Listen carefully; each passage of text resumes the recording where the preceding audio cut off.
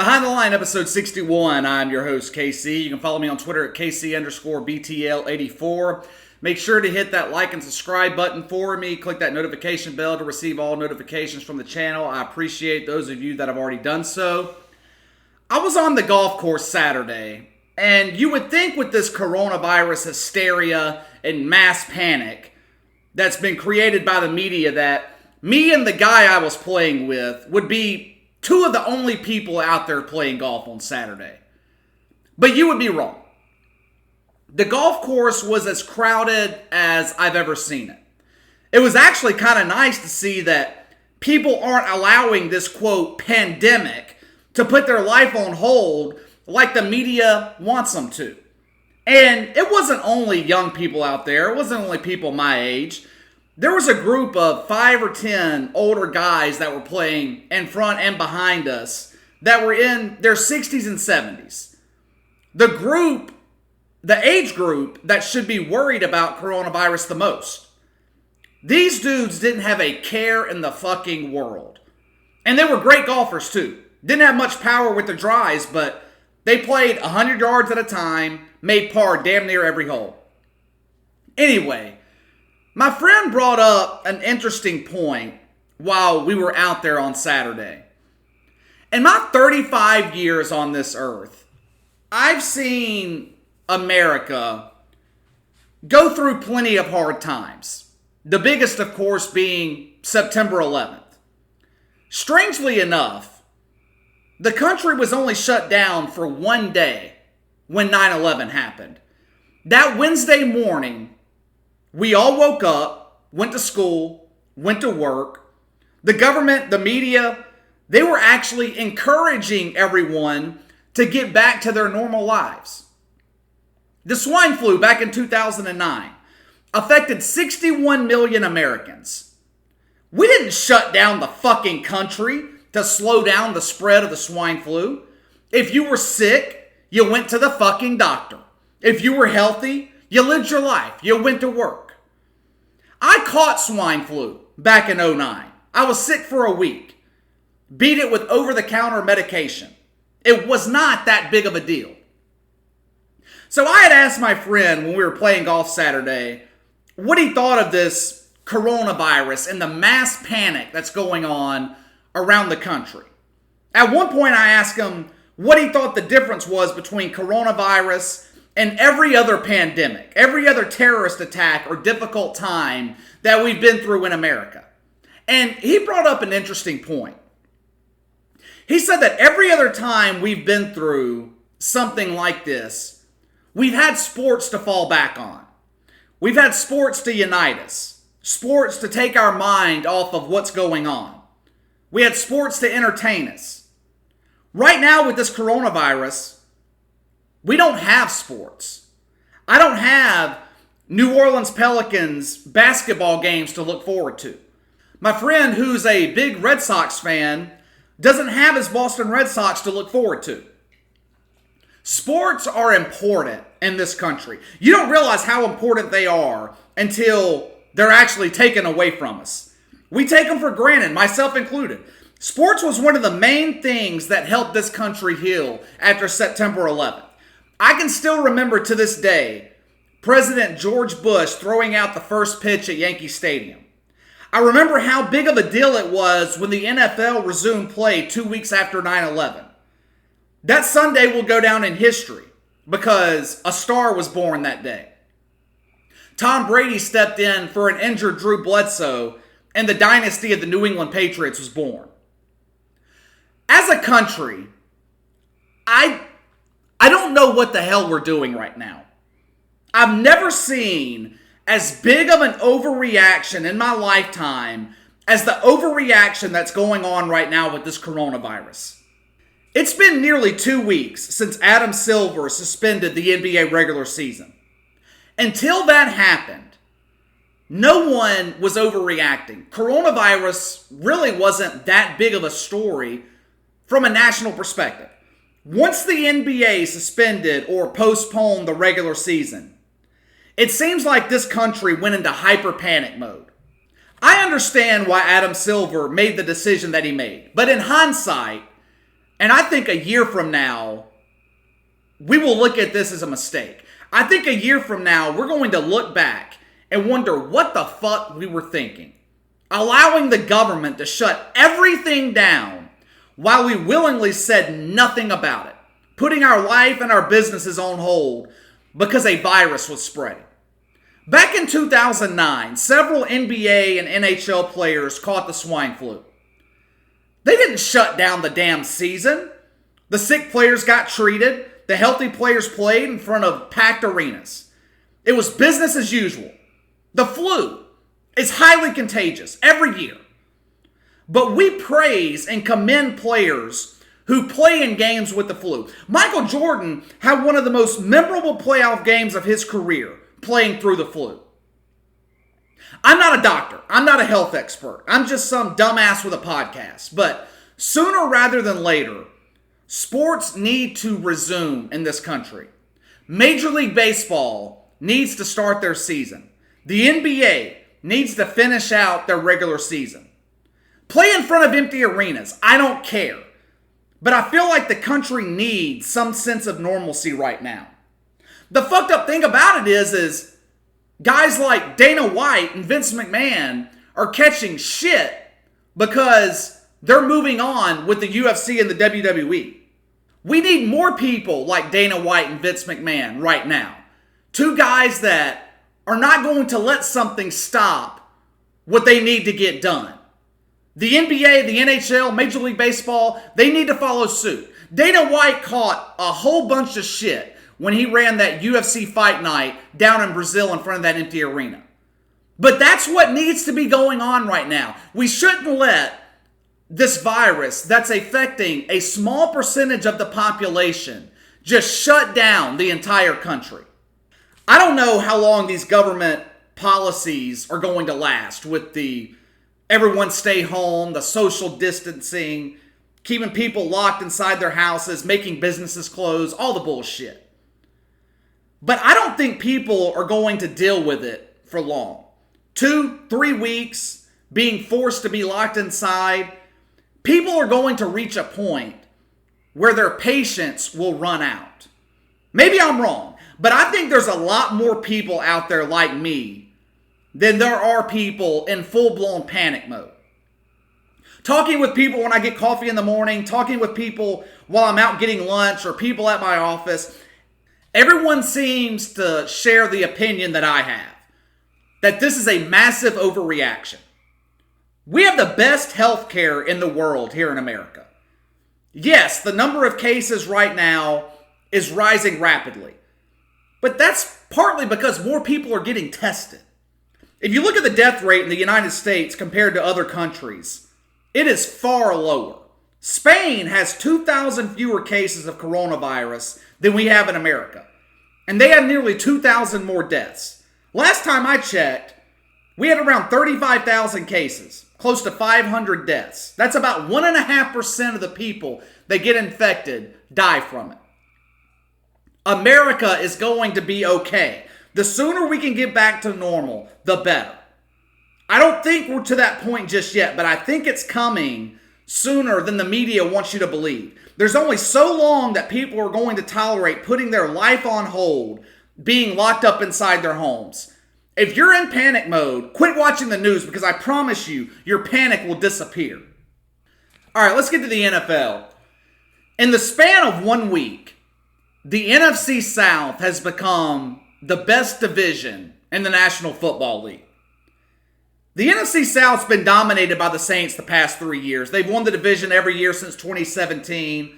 The Falcons and the Panthers have both made the playoffs once in that time span, but both teams have been down the past couple of years. That's no longer the case. We all know that Tom Brady has signed on for 2 years with Tampa Bay. Now we've got the opportunity for the next couple of years to watch him and Drew Brees play twice a season. I'm a Saints fan, and I still think the Saints are the best team in this division on paper, but Brady being in Tampa puts them at a real close second. Like I said last week, Tampa Bay was loaded last year. Their defense was better than the statistics showed. They were put in a lot of precarious situations because of Jameis Winston and his turnovers. Tampa Bay should have been a wild card team back in 2019. Defensively, they were 15th in yards allowed. Number 1 rush defense in the league. Their pass defense was awful, but overall, the Buccaneers' defense was pretty good. They had no excuse to be 7-9, besides the fact that Jameis Winston single-handedly cost them several games throughout the year. It started in Week 1. 3 interceptions at home against San Francisco. Week 6, 5 interceptions and a fumble against Carolina. Week 11, 4 interceptions against the Saints. Week 16, 4 interceptions against the Texans. That's 4 games that Tampa Bay should have won. 2 of them division games. Tampa goes from 7-9 to 11-5 and likely would have been in the playoffs had they won those 4 games where Jameis Winston lost it for them. You can have all the talent in the world on your roster. In the NFL, you can't win when you're consistently turning the ball over. It's impossible. It's a miracle last season that Tampa was even 7-9. You can't win in this league when your quarterback is turning the ball over at the rate that Jameis Winston did last season. That's why a guy like Teddy Bridgewater is getting $60 million from Carolina. It's not because he's the type of quarterback that's going to put up big numbers. His numbers are okay. They're not great, but he takes care of the football. He doesn't put you in situations where your defense is defending a short field. Bridgewater's not a guy that's going to take a lot of risks, but he's also not going to lose games for you. Carolina might be the worst team in the NFC South, and they should be better than they have been the last 2 years with Teddy Bridgewater under center. Now, I'm not a fan of the Todd Gurley signing in Atlanta. I understand why the Falcons did it. Devontae Freeman was terrible last season.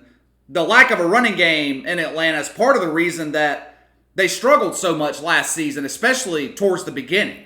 The offense was one-dimensional. Bringing in Todd Gurley is a low-risk move for the Falcons. It's only a 1-year deal, worth about $6 million, so Atlanta isn't betting the farm on it. But they're going to have to get him some help because the days of Todd Gurley being the guy who could carry the bulk of the load are over. They're done. He's about to be 26 years old, which for NFL running backs, that might as well be 65 years old. You're nearing retirement. What's worrisome about Todd Gurley is that he's consistently had problems with his left leg. 2013 in Georgia, he missed several games due to a sprained ankle. 2014 in Georgia, tore his ACL. December 2018, injured his left knee again late in the season. He was barely used during the Rams Super Bowl run, 30 carries over 3 games. His production was low last season. Sean McVay caught a lot of shit for not utilizing Todd Gurley enough last season. That's partially true, but he still had 223 carries, was targeted 49 times in the passing game. It wasn't like he was just standing on the sidelines for the majority of the year. I think there were serious questions about his durability. The Rams ended up dealing him to clear cap space. Brandon Cooks is likely the next to be traded or released. I think the NFC South is going to come down to the Saints and the Buccaneers. Not only because they're the best 2 teams, but I think they had the most motivated quarterbacks going into 2020. And I'm not saying that Matt Ryan and Teddy Bridgewater won't be motivated, because they will. But both Tom Brady and Drew Brees are hungry. They're on the final contracts of their careers. 1-2 more years, and it's all over. Tom Brady wants to prove that he can win a Super Bowl without Bill Belichick. Drew Brees is hungry for 1 more Super Bowl ring to add to his legacy. The Saints have suffered devastating losses the last 3 years in the playoffs. You had the Minneapolis Miracle when Stephon Diggs caught that 40, 50-yard pass from Case Keenum in the final seconds in the divisional round a few years ago. Then the Saints were screwed by the officiating in the NFC Championship game against the Rams. And then last year in the wild card round, once again, the Saints were victims of questionable officiating. Although I think that loss to the Vikings had more to do with Drew Brees and his shitty play in that game than the officiating. Tom Brady going to Tampa has caused the Saints to be relatively active in free agency. New Orleans is normally not one of those teams that make big splashes in free agency. This team has needed a number 2 wide receiver to complement Michael Thomas for the past 3 years. All of a sudden, Tampa Bay goes out and get Tom Brady. The Saints go out and get Emmanuel Sanders, who should be the perfect guy to complement Michael Thomas on this receiving core. The Saints should be indefensible. You got Alvin Kamara in the backfield, Michael Thomas and Emmanuel Sanders. You got Jared Cook on the tight end. The Saints are going to be a very tough team to defend. The NFC South is going to be a really interesting division. The AFC North is going to be really good. They'll be the best defensive division in the league. Steelers, great defensively. Big Ben's had a year off. They should be much better offensively with a Hall of Famer at quarterback instead of having Mason Rudolph and a grown man that calls himself Duck throwing the ball. Ravens, always good defensively.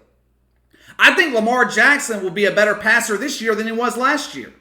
Still will be a dual threat quarterback, but I expect him to be better in the passing game. The Browns look great on paper.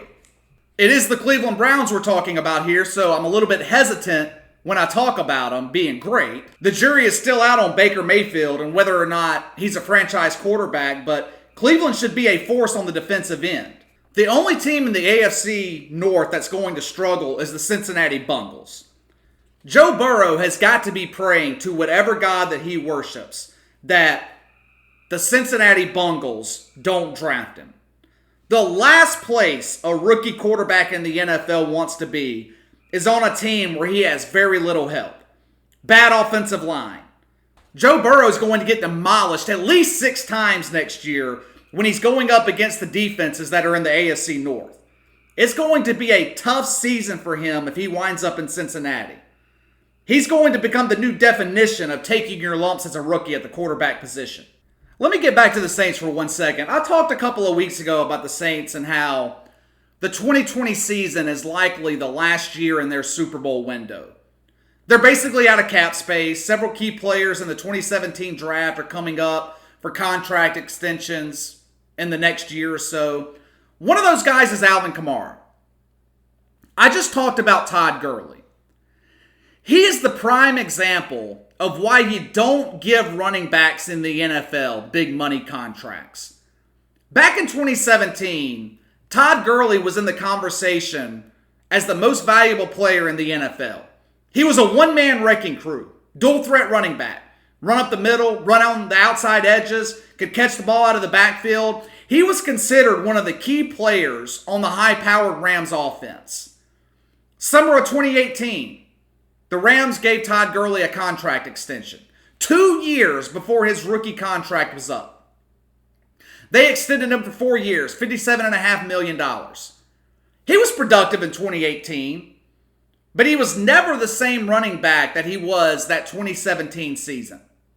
The thing is, the Rams didn't even have to give him that extension. He still had 2 years left on his fucking contract. They're paying for it now. That's why they traded him to Atlanta. Even though he's no longer in Los Angeles, the Rams still have a dead cap hit of $20.5 million because of Todd Gurley's contract.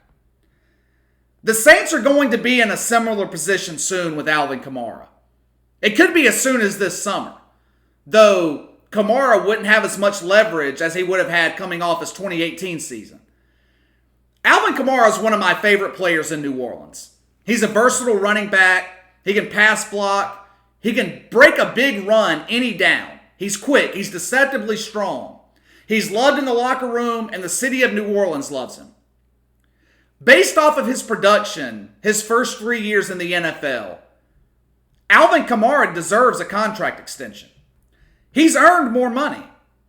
He's yet to make $1 million, and he's going on his 4th year in the league. He said in an interview a while back that Ezekiel Elliott set the bar for running back contracts in the NFL.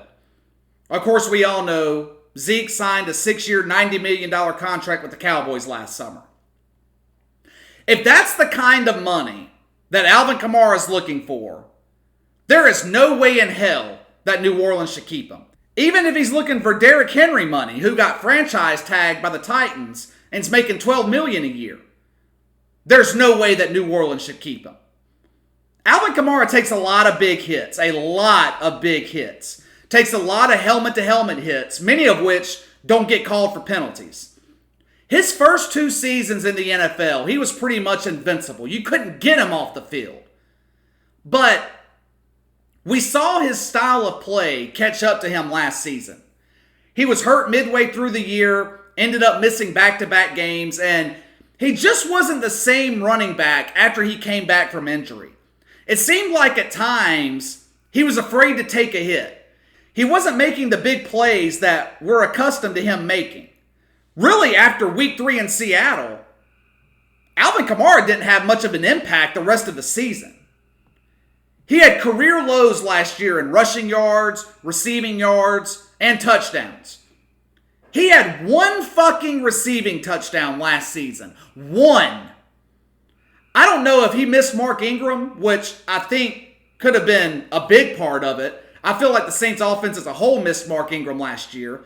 I don't know if NFL defenses have caught up with him. I don't know if he's breaking down a little bit physically. I don't know if maybe 2019 was just an off year. What I do know is Alvin Kamara wasn't the same running back in 2019 that he was in 2018 and 2017.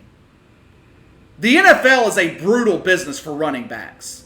Most of the time, they're usually the most productive that they're ever going to be during the years of their rookie contract, where they aren't making big money. And their production level tends to drop off once they hit 25, 26 years old. The fact of the matter is, running backs are a dime a dozen in the NFL. Every year in the draft, a new crop of young, fresh running backs enter the league. The position is just not that important in a passing league to eat up a lot of your salary cap space. They just don't have enough of an impact, and there's too many of them out there. Sean Payton wants to keep Alvin Kamara. He's come out and said it. He's an important piece to the Saints offense, but if Kamara decides to hold out this summer, it would be a huge mistake for New Orleans to fold under the pressure and offer him an extension while he's got another year remaining on his contract. The Cowboys folded for Ezekiel Elliott. Didn't even make the fucking playoffs. That contract will be looked at as an albatross soon. It will be untradeable. The Chargers didn't fold for Melvin Gordon. He came back mid-season last year and was a shell of the player that he used to be. And now he's no longer in Los Angeles. We need to see 1 more year of Kamara before any type of extension is even thought about. If he's productive like he was 2017, 2018, and will take a contract similar to what the Chargers just gave Austin Eckler, 6 years, around $24 million, I would be good with that. Roll with it. But if Alvin Kamara is going to command Ezekiel Elliott money, I think the Saints should let him walk. All right, NFL free agency has kind of died down a little bit. It was a wild week last week.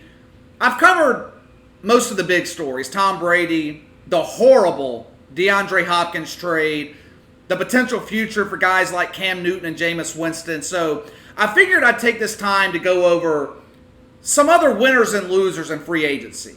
I'm not going to repeat anything that I talked about last week, so I'm not going to talk about any of the guys I just mentioned again. We're going to start with the winners first. I don't know if there's ever been a better time to be an offensive lineman in the NFL. Other than quarterback, it's probably the second most important position group on the field, considering the 5 guys on the offensive line protect the most important asset on the team. The numbers that some of these offensive linemen are being paid are staggering.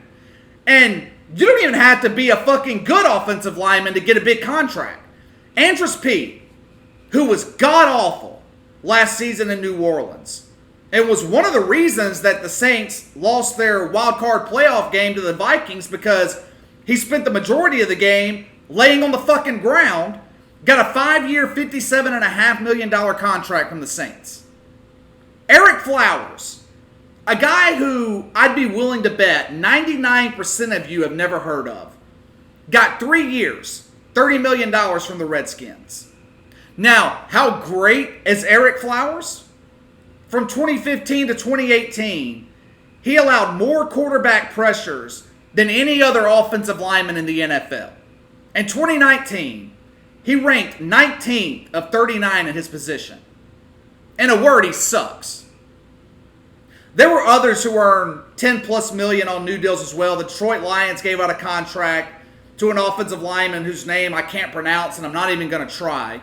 The point is, these guys are in high demand.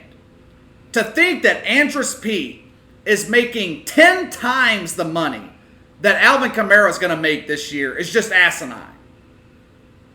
Another winner in free agency, and he didn't even sign a new contract or get an extension, is Josh Allen, quarterback of the Buffalo Bills.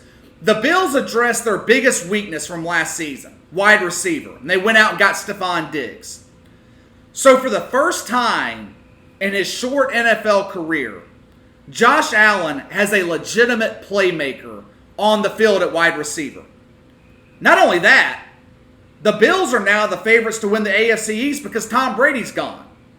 Even if Tom Brady had stayed in New England, I still think Buffalo would have been the favorite to win that division. The defense is one of the best in the league. They got a dual-threat quarterback who continues to improve, unlike Baker Mayfield, who found a way to actually get worse last season. Devin Singletary is a good young running back. I've got the Bills right now as the third best team in the AFC behind Kansas City and Baltimore.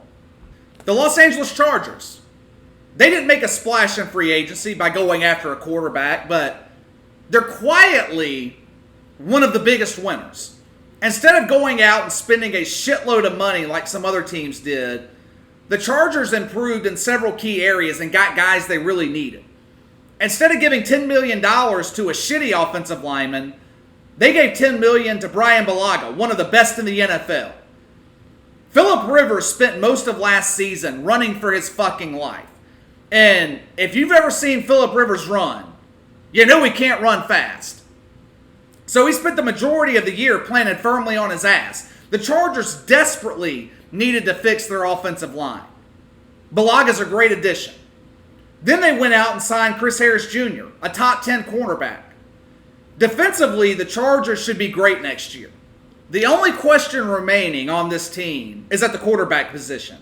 Anthony Lynn really likes Tyrod Taylor, but I think they're going to draft a quarterback to compete with him for the starting job. I could see him going after Justin Herbert or Jordan Love. I'd stay the fuck away from Tua. Last but not least in free agency winners, Ryan Tannehill. There were rumors going around before free agency that the Titans were very interested in Tom Brady. But those rumors were put to rest pretty quickly when Tennessee re-signed Ryan Tannehill. Got a 4-year contract that puts him close to some of the highest paid quarterbacks in the league. Ryan Tannehill was in a situation similar to where Cam Newton finds himself now. He struggled the last couple of years in Miami. He was coming off an injury, but he found a team with a shaky starting quarterback, Marcus Mariota, and he made the most of his opportunity. Salvaged the Titans season, likely saved Mike Vrabel's job, led Tennessee all the way to the AFC Championship game. The pressure is on now for Ryan Tannehill. It's easier to perform when you have no expectations. The expectations going into 2020 are going to be high for the Tennessee Titans, and especially Ryan Tannehill. Derrick Henry was franchise tagged, so he's going to be back. Mike Vrabel has an offensive system that fits the strengths of Ryan Tannehill. But the Titans aren't going to be the underdog next season like they were last year. They'll actually probably be the favorite going into the season to win the AFC South. Ryan Tannehill's making big money now. So the pressure to perform is going to be as high as it's ever been in his career. We're going to see how he responds to it. All right, let's get to the losers in free agency. I think the biggest losers this free agency period are the running backs. We talked earlier about Todd Gurley. We saw him get traded to Atlanta just 2 years after signing an extension with the Rams. He hasn't said it, but I think Jerry Jones is regretting giving Ezekiel Elliott that massive extension last summer. Like I said earlier, that contract is going to be viewed as an albatross in the next year, and it's going to be untradeable. I found an interesting stat on ESPN today. There were 22 running backs drafted in 2015. Today, none of those running backs are on the team that drafted them. That should tell you all you need to know about how teams view running backs in the NFL. They're expendable. I think the days of running backs getting big money contract extensions are over. There's a reason the Titans franchise tag Derrick Henry. They're afraid he'll never be as productive as he was in 2019. Let's get to the Jacksonville Jaguars.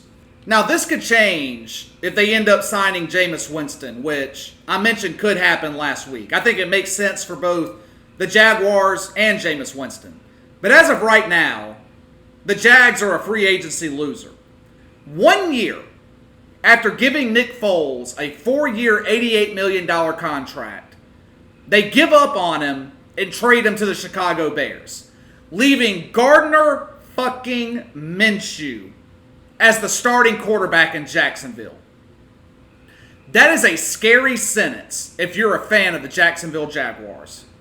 Everyone was going wild for about 3 weeks last year over Minshew Mania.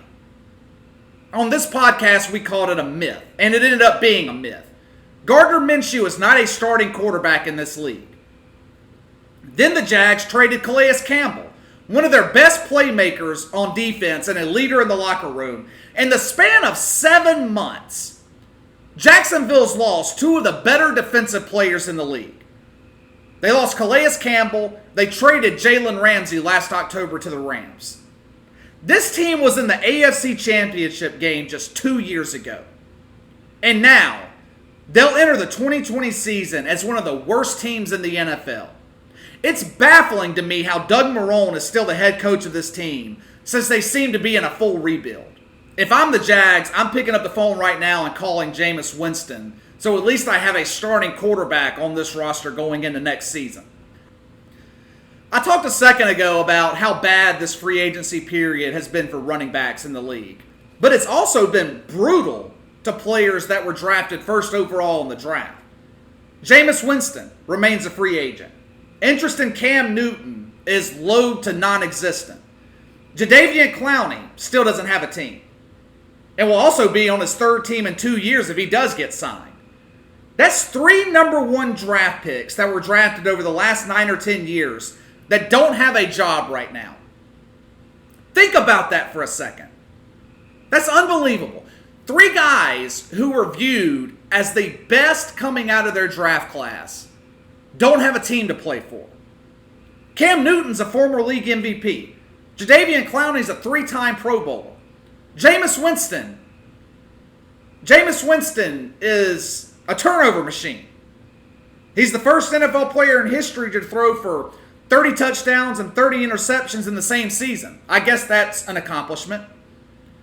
But this just further proves the point that this is a win-now league. In the past, if you drafted a quarterback with the number 1 pick, or even in the first round, they had time to develop. Teams were patient with them. Peyton Manning was god-awful his first few years in the NFL. But that's no longer the case. Teams don't have the patience anymore to wait for you to learn how to win. You either perform or you don't. If you're not performing, you're gone. Doesn't matter if you were drafted number 1. Doesn't matter if we've invested time and millions of dollars in you. Doesn't matter if you're a former league MVP. Doesn't matter if you used to be a dominant pass rusher. If you're not performing right now, you're not going to have a job in the NFL. And I think a lot of it, as far as guys being drafted high in the draft, I think a lot of it has to do with the teams don't have to pay these guys the money they used to pay them. Sam Bradford changed all that. When the Rams drafted him number 1 overall, they paid him huge money. He ends up being a bust.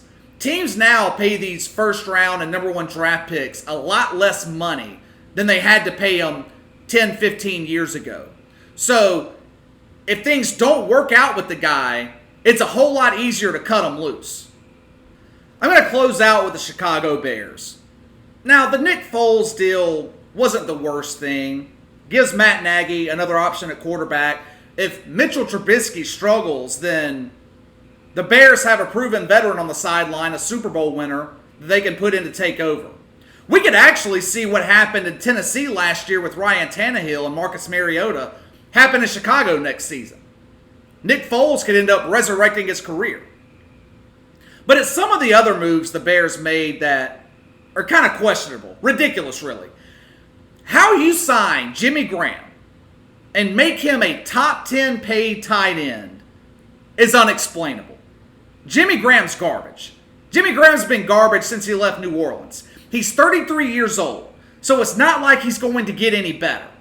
Just a complete waste of cap space. And then they double down on wasting money and give $70 million to Robert Quinn, a pass rusher who hasn't had a dominant season to justify a contract like that since 2013. That's why since leaving Los Angeles, he's bounced around from Miami to Dallas. Not even Jerry Jones was dumb enough to give him that kind of money. You've already got Khalil Mack in Chicago. What the fuck are you paying another edge rusher that kind of money for? Especially when you're low on cap space. Robert Quinn had a market value estimated at around $11.5 to $12 million. So the Bears overpaid him by $2 million. It just doesn't make any fucking sense. Typical move of a team who's made the playoffs twice in 10 years and hasn't won a playoff game since 2010. All right, that's all for today. I'll be back on Friday. I wasn't able to get a podcast uploaded this weekend. I felt like shit on Sunday. It was not coronavirus. I just didn't feel well. But I will be back on Friday this week. Make sure to hit that like and subscribe button. Click the notification bell to receive all notifications from the channel. Leave me a comment in the section below. Let me know what you think of the podcast. You can follow me on Twitter at KC_BTL84. Enjoy your week, and I will see you guys on Friday.